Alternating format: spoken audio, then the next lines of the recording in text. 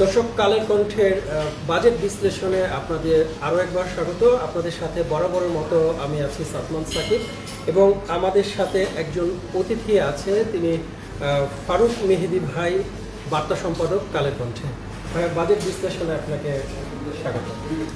আপনি নিশ্চয় জানেন যে এবার 54তম বাজেট পেশ করেছেন অন্তর্বর্তী সরকার, যেটি বিভিন্ন কারণে এই বাজেটটি আলোচিত, আবার কোনো দিক থেকে সমালোচিত। সংসদের বাইরে দ্বিতীয়বারের মতো বাজেট পেশ করছেন, কীভাবে দেখছেন এই বাজেট? ধন্যবাদ আপনাকে, এবং আমি আপনার তাদেরকেও আমি ধন্যবাদ জানাচ্ছি। আমি প্রথমেই অন্তর্বর্তী সরকারের যে অর্থ করেছেন ডক্টর সালেউদ্দিন আহমেদ এবং অন্তর্বর্তী সরকার, তাদেরকেও ধন্যবাদ জানাতে চাই যে একটি জন আকাঙ্ক্ষার সরকার, যে সরকারটি জুলাই বিপ্লবের মধ্য দিয়ে গঠিত হয়েছে, এবং এই সরকারের উপর কিন্তু মানুষের প্রত্যাশা প্রচুর ছিল, ব্যাপক প্রত্যাশা। কারণ আপনি জানেন 15 বছরের একটানা শাসনামল পরে যে ধরনের মানুষের চাহিদা তৈরি হয়, সেই চাহিদার আলোকেই কিন্তু মানুষ এইভাবেই চিন্তা করেছে যে নতুন যে সরকারটি এসেছে এবং ছাত্র আন্দোলনের মধ্য দিয়ে সেই সরকারটি দেশের অর্থনীতি, ব্যবসা বাণিজ্য, শান্তি শৃঙ্খলা এগুলোকে একটা এমন একটা জায়গায় নিয়ে যাবে যার ফলে মানুষ সুখে শান্তিতে এবং দেশকে অর্থনৈতিক অগ্রগতির দিক থেকে সমৃদ্ধ একটা জায়গায় নিয়ে যাবে, কোনো বৈষম্য থাকবে না এবং উন্নয়নটা হবে টেকসই, এবং মানুষের মধ্যে যে সম্প্রীতি বন্ধন এই জিনিসগুলোই থাকবে। এগুলোই ছিল জন আকাঙ্ক্ষা।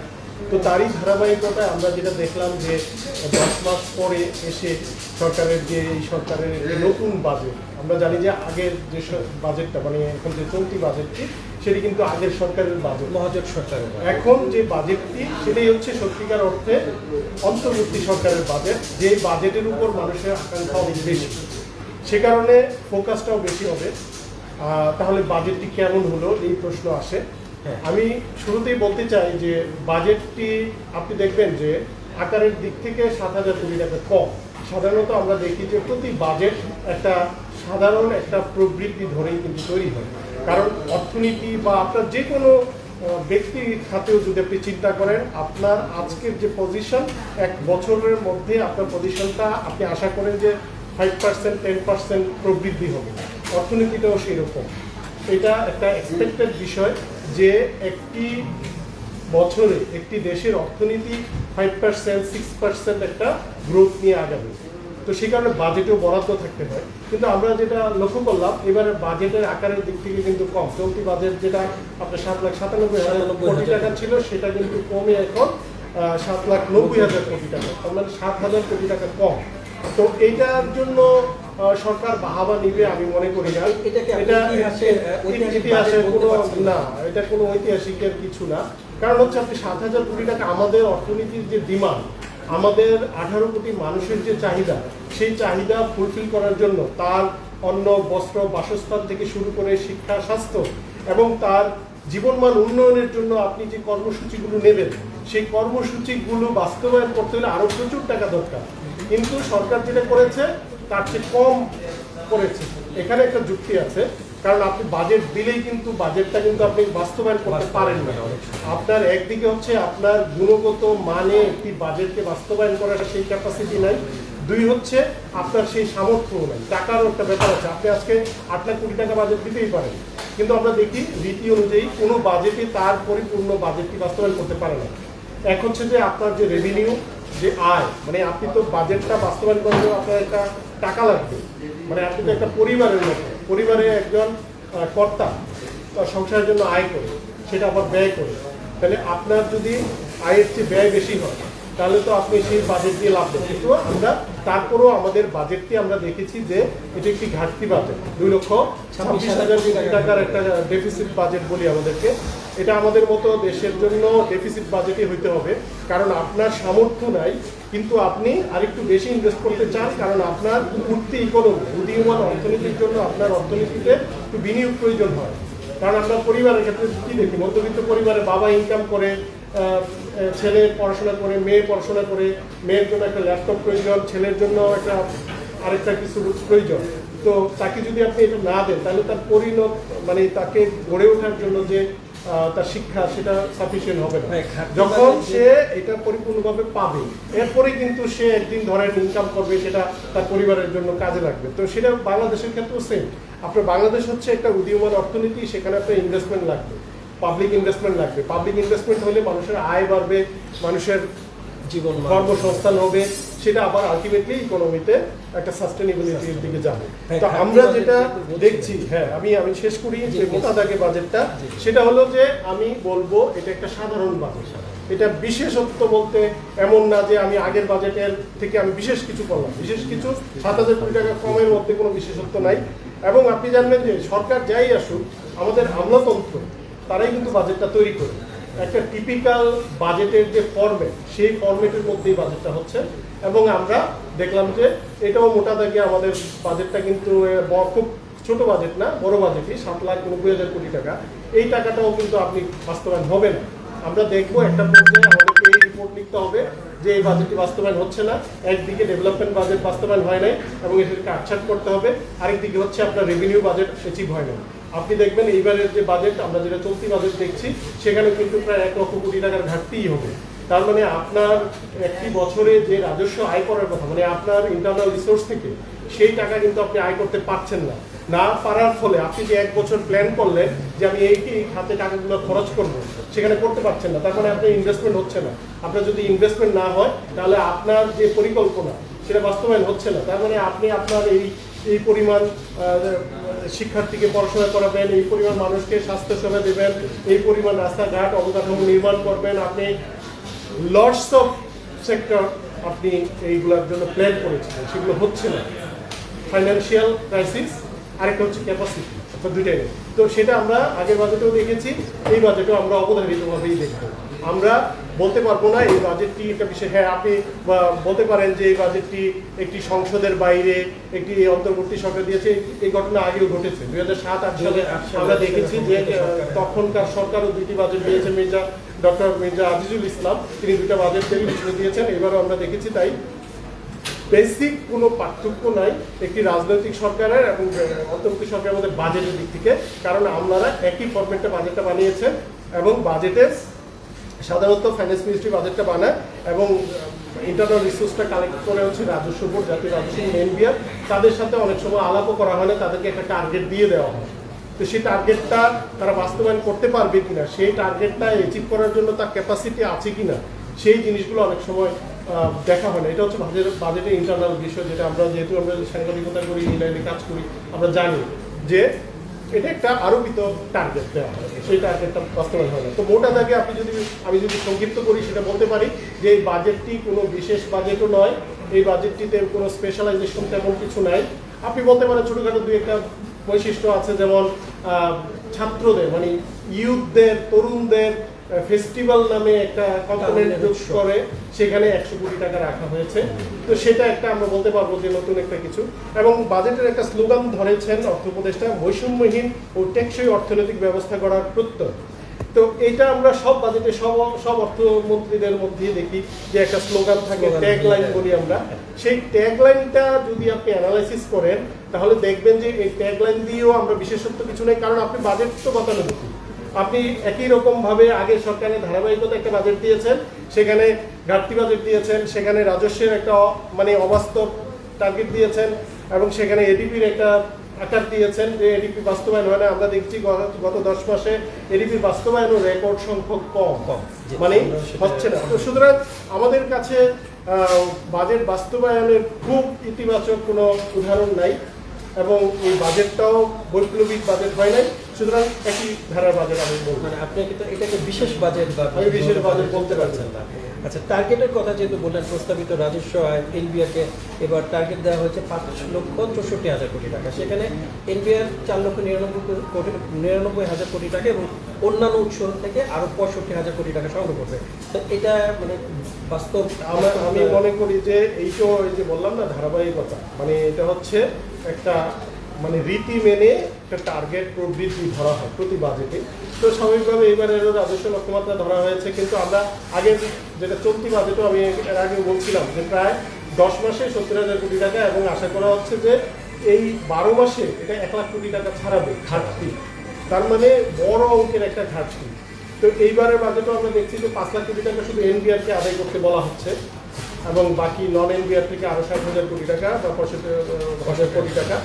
তো 5,65,000 কোটি টাকা, এটা খুবই কঠিন একটা চ্যালেঞ্জের হবে। ইন্ডিয়ার জন্য কারণ একটা challenge। এই টাকাটা কোথা থেকে আসবে? আমার কাছ থেকে, আপনার কাছ থেকে, দেশের ব্যবসা বাণিজ্য যারা করেন তাদের কাছ থেকে, ব্যক্তিগত থেকে এবং প্রাইভেট সেক্টরের যে মানে অভ্যন্তরীণ উৎস থেকে। অভ্যন্তরীণ উৎস থেকে। আরেকটা ব্যাপার হচ্ছে সরকারের কিছু খাত আছে, যেমন ধরেন আপনার যে এডিপি বার্ষিক উন্নয়ন কর্মসূচি বা ডেভেলপমেন্ট বাজেট, সেখানে 2,30,000 কোটি টাকা, সেটা যদি বাস্তবায়ন হয় সেটা থেকে একটা রাজস্ব আসে। কীভাবে আসে? যখন ডেভেলপমেন্ট ওয়ার্কগুলো হয় সেখানে যে বাজেট বরাদ্দ থাকে সেখান থেকে আপনার ভ্যাট এবং ট্যাক্স কাটা হয়, এবং যারা ঠিকাদার তাদের কাছ থেকে ভ্যাট ট্যাক্স কাটা হয়, এবং যে মালামাল ইম্পোর্ট করা হবে সেই ইম্পোর্ট থেকে একটা ভ্যাট ট্যাক্স তো কাটা। এখন ওই বাজেটটা কিন্তু কম, আবার সেই বাজেটটা বাস্তবায়ন হচ্ছে না।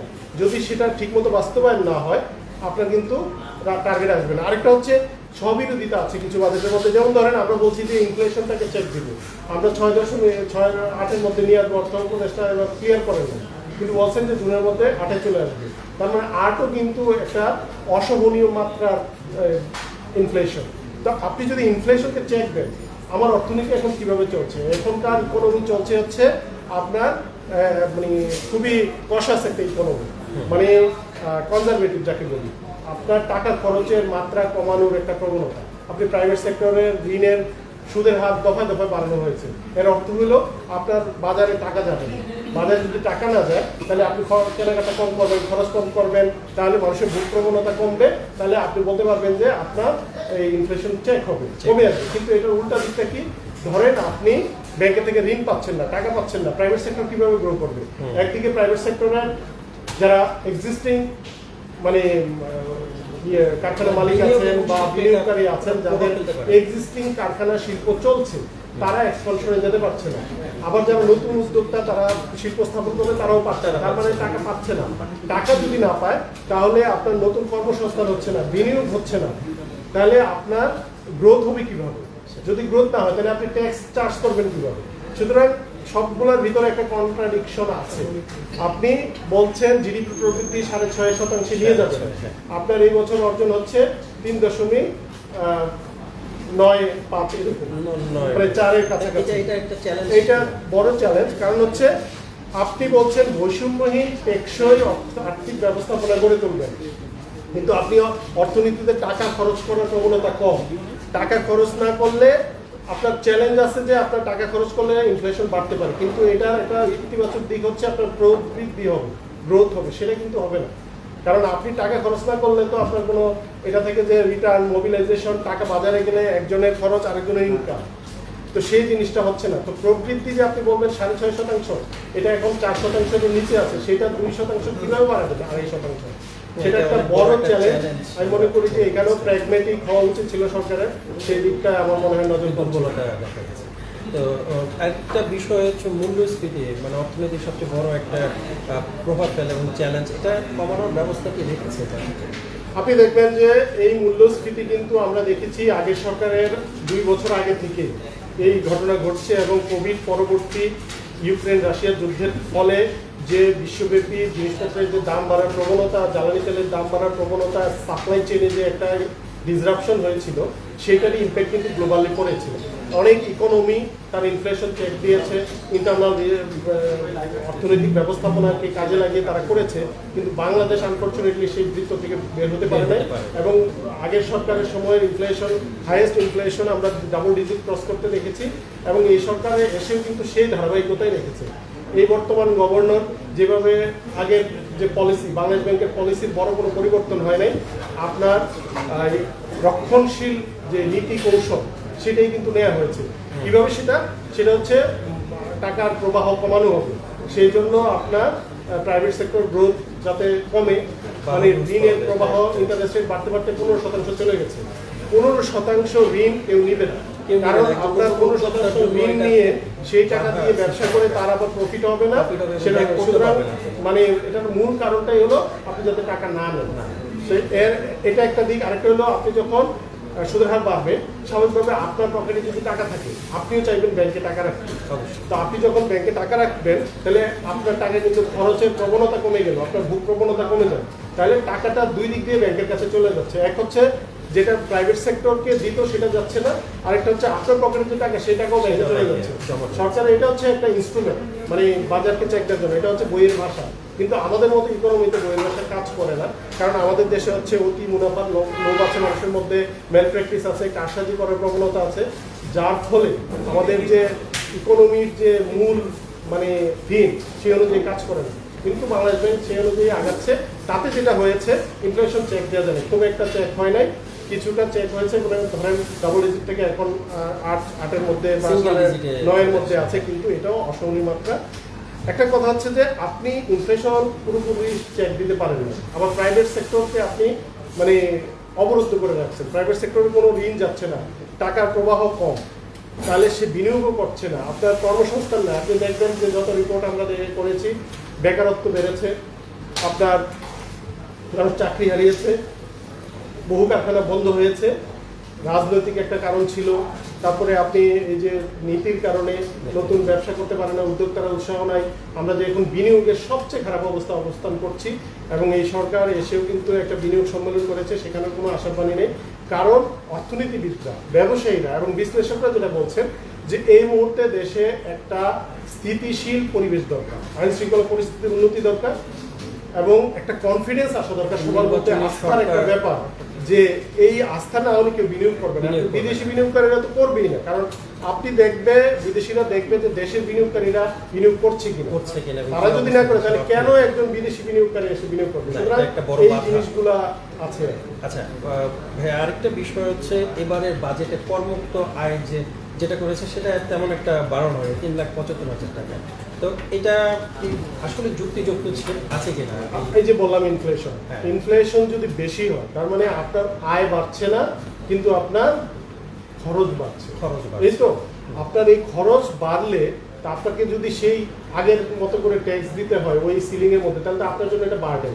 এই জন্য এটা বিভিন্ন কর্নার থেকে, প্রাইভেট মানে মানুষের ব্যক্তি খাত থেকে এই দাবিটা এসেছিল যে ব্যক্তির কর্মক্ষমতা আয়সীমা অন্তত 4 লাখ টাকা করা।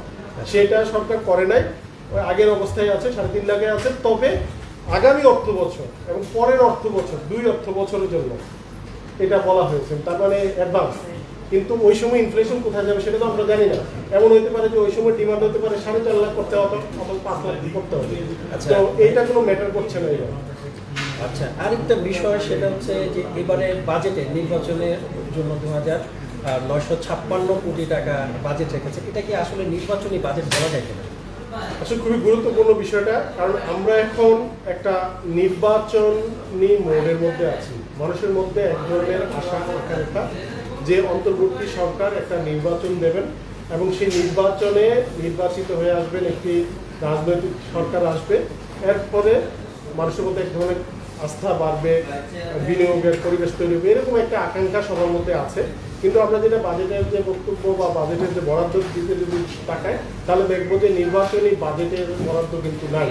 নির্বাচনে এবার আমরা যেটা দেখি প্রায় 3,000 কোটি টাকার মতো, 2,956 কোটি টাকা বরাদ্দ রাখা হয়েছে। এটা আপনি বলতে পারেন যে নির্বাচন কমিশনের যে বছরের যে বাজেট, মানে অপারেটিং কস্ট যেটা ইউজুয়ালি করা হয় রীতি মেনে, সেটাই করা হয়েছে। কারণ আপনার একটা সংসার চালাতে বছরে যে পরিমাণ টাকা দরকার সেটাই দিয়েছে। কিন্তু নির্বাচনের বাজেট যদি বলেন, সেখানে একটা স্পেশাল অ্যালোকেশন দরকার ছিল, সেটা কিন্তু আমরা দেখি না আগের বাজেটে যেটা আমরা দেখেছি। অন্তত আমরা যেটা খবর পেয়েছি যে 6,000 কোটি টাকার মতো মনে হয় নির্বাচন কমিশন চেয়েছিল বাজেট নির্বাচনকে লক্ষ্য করে, কিন্তু সেখানে দেওয়া হয়নি। অ্যাটলিস্ট আমরা আশা করতাম যে হয়তো 4,500 কোটি টাকা দেওয়া হবে এরকম, মানে বাজেটের জন্য যেটুকু প্রয়োজন।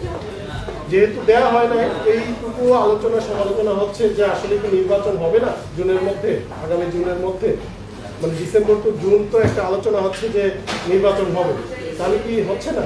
এটাও বলা যাচ্ছে না। তবে এই প্রশ্ন আসছে, যদি নির্বাচনের তারিখ ঘোষণা হয়, শিডিউল হয়, তাহলে সরকার হয়তো স্পেশাল অ্যালোকেশন দিতেও পারে। সেই অপশনটা সেটা সরকার চাইলে পারবে, অর্থ মন্ত্রণালয় দিতে পারবে। ধন্যবাদ আপনাকে। দর্শক, আপনারা দেখছিলেন 2025-26 অর্থ বছরের বাজেট বিশ্লেষণে আমাদের সাথে যুক্ত ছিলেন কালের কণ্ঠের বার্তা সম্পাদক ফারুক মেহেদী ভাই। এই পর্যন্ত আজকে আমরা বিদায় নিচ্ছি। পরবর্তীতে আপনাদের সাথে অন্য কোনো বিষয় নিয়ে দেখা হবে। ভালো থাকবেন, সুস্থ থাকবেন, কালের কণ্ঠের সাথে থাকবেন। ধন্যবাদ।